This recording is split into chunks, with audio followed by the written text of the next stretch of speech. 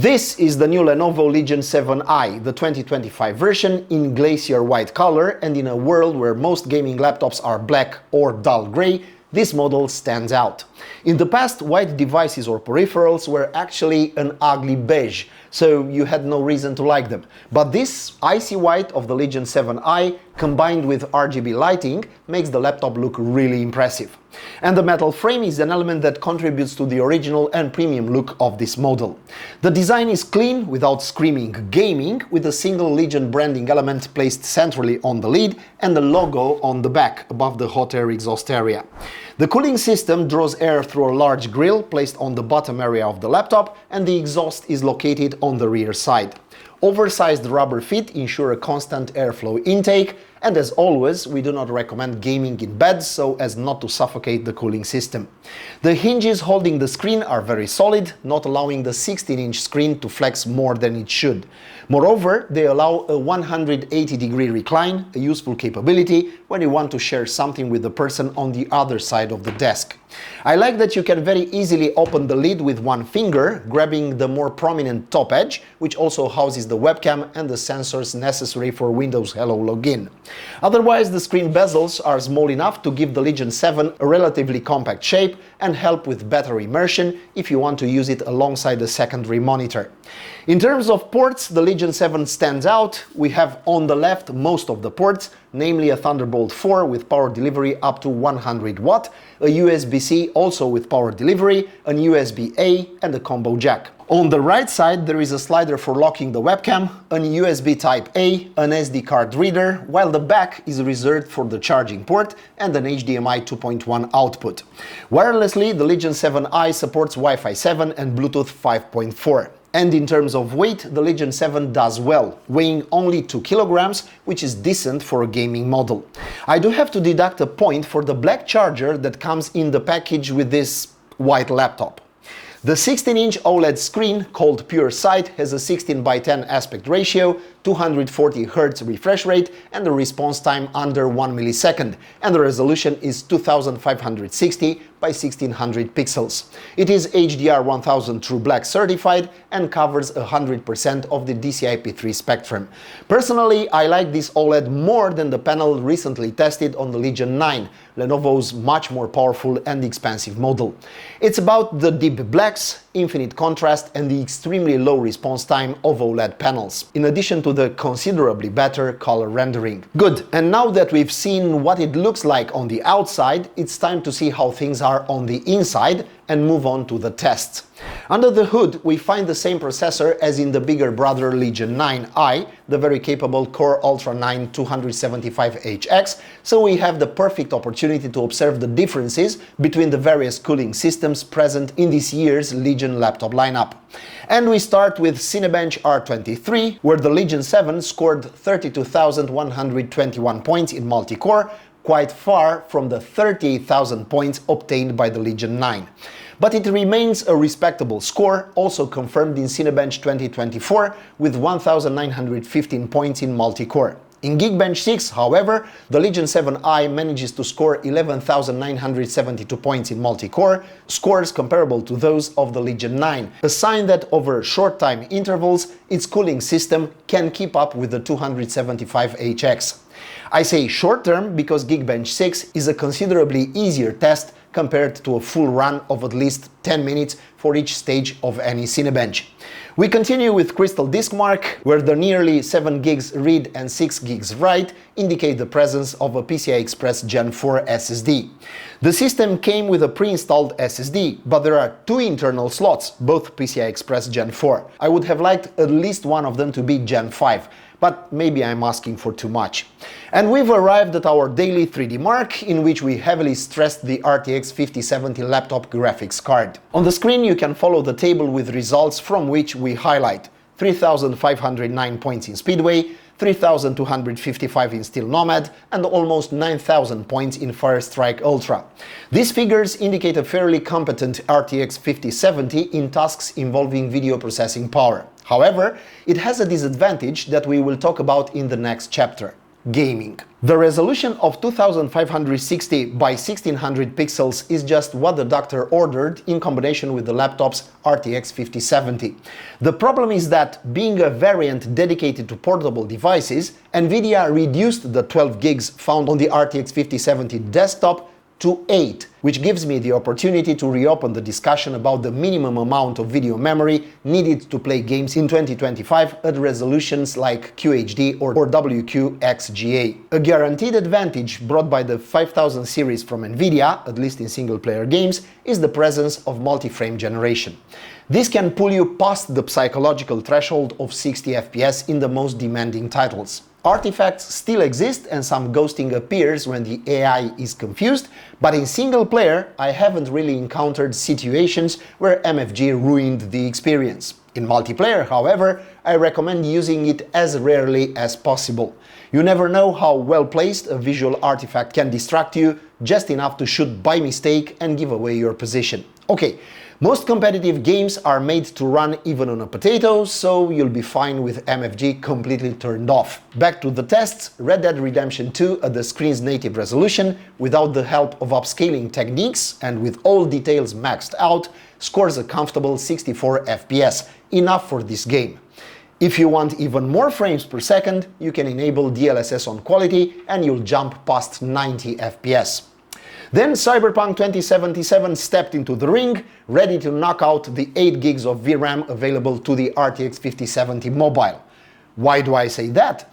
Because the 5070 works hard at the native resolution of the panel, meaning this 2K stretched to 16:10 renders an area about 11% larger than the QHD standard.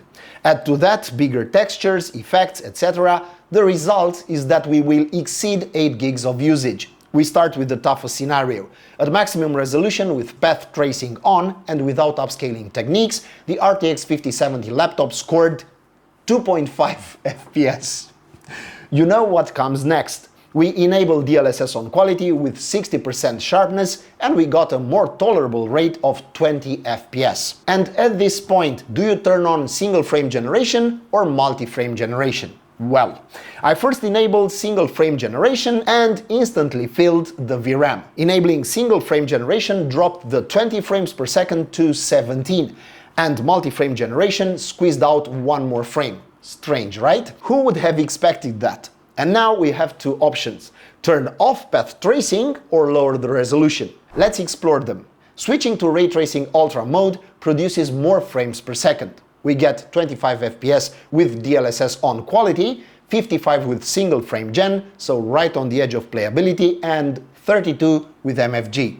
Whoops, we filled the VRAM again. The second option is to switch to Full HD+, still 16:10 format, meaning 1920 by 1200 pixels. There, with our beloved path tracing, we hit 55 FPS with frame gen 2x, and I think you already guessed, if we switch to multi-frame gen, we fill the VRAM again. Of course, you can still play with individual settings to pass the psychological threshold of 60 FPS, but I usually test using presets to make things easier to understand and replicate later. Dying Light 2 had no problems running in high-quality ray tracing mode at about 43 FPS without upscaling techniques, 73 with DLSS set to quality and sharpness 60%, and 110 FPS with single frame generation. For this game, even the 70 plus frames per second obtained without frame generation are enough. What's important is that it ran very well with everything maxed out. F1 2024 is another game that ran without problems at native resolution, having a minimum of 55 FPS without upscaling, 82 with DLSS quality, and 101 FPS with DLSS plus frame generation. All with details maxed out, of course. Doom: The Dark Ages, however, was not one of the titles that ran without issues. This game not only has one of the best and most detailed benchmarks, but it's also a nightmare for VRAM, because it eats up absolutely every remaining free bit. With settings on Ultra Nightmare, I had to pull the texture pool size slider to minimum in order to minimize video memory load. Even so, we'll have to give up path tracing to make the game playable, even on Full HD. And even without path tracing, we still fill the video memory when we enable frame generation, something highlighted by the trend in results, which is once again reversed.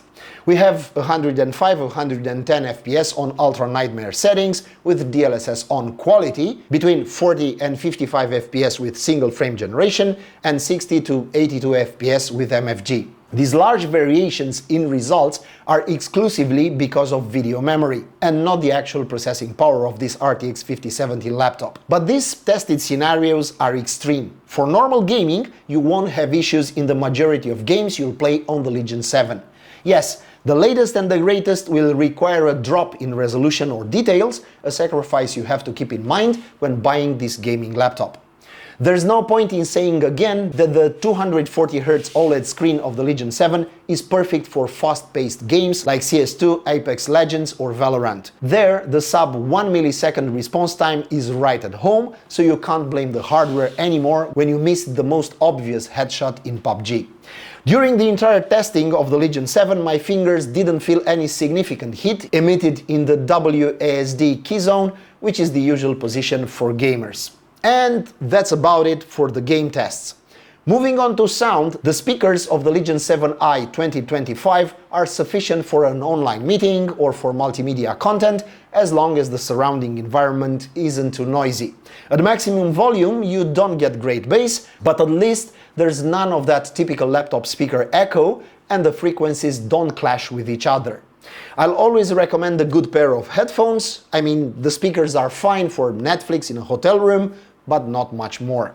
And since we're talking about peripheral recommendations like headphones, the second recommendation is a mouse. Yes, the trackpad built into the Legion 7i is okay, but it's small by the standards set by the latest Ultrabooks. You can get your work done on it, it's far from bad, it supports multi-touch and all the gestures you're used to. But if you're a gamer, you'll always have a mouse with you. But the TrueStrike keyboard is a highlight of this laptop. The key travel of approximately 1.6 millimeters is exactly where it needs to be for a gaming laptop.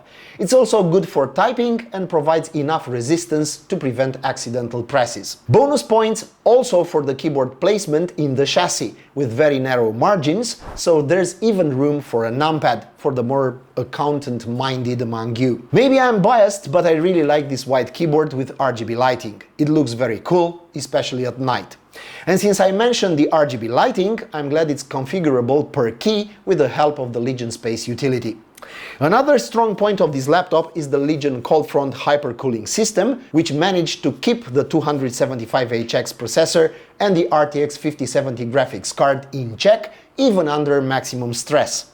I have nothing to reproach here. Even at max fan speed, the laptop wasn't noisy, which I liked. The temperatures recorded in the toughest stress tests were a maximum of 100 degrees on the 275HX and 84 degrees Celsius on the 5070, all in extreme mode when the processor was consuming 170 watt and the GPU 115.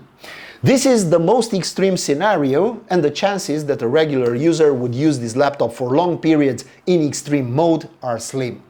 In performance mode, the maximum temperatures are lower, and keep in mind that the tests were done in summer ambient temperature and measured both in OCCT and HW monitor. Battery is not a section I put too much value on when it comes to gaming dedicated laptops. If you buy such a laptop and expect 10 hours of battery life, well, that's not going to happen. The 84 Wh battery will be enough for at most 1 hour of intense gaming in performance or extreme modes. If you want to play something lighter, like Teamfight Tactics, Balatro or similar, games that can run even on the processor's integrated graphics, you can extend the Legion 7's battery life to 2 hours. Rapid charge will take you from 0 to 50% in just 30 minutes, enough to squeeze out another hour or two of work. Otherwise, I'm glad that both USB-C ports have power delivery, so you can charge other devices at the same time. In conclusion, I think Legion 7i is the perfect example of a device that has reached maturity. It has a clear purpose: to let you enjoy gaming without breaking your back or your wallet. Okay, you might be craving the most powerful Legion 9 with an RTX 5090, but for most of us that will remain aspirational. Instead, the Legion 7 is relatively accessible, well thought out, has a phenomenal screen, comes with one of the most powerful processors currently available, and with an RTX 5070, a graphics card that will run most current games at max settings. It has a really good keyboard and all the ports in the world, except RJ45. Where could it have been better? Clearly at the graphics accelerator, where I felt the need for more video memory. The price of the Legion 7 in this version with the 5070 is $2,200 on the official website, a fair price in my opinion. But I'm waiting for your thoughts in the comments. Do you like the laptop? If yes, why? If not, why not? What do you think about the idea of a white gaming laptop? Or are you sticking with dark gray and black? If you liked this video, a subscribe would help us out. Thank you and see you next time.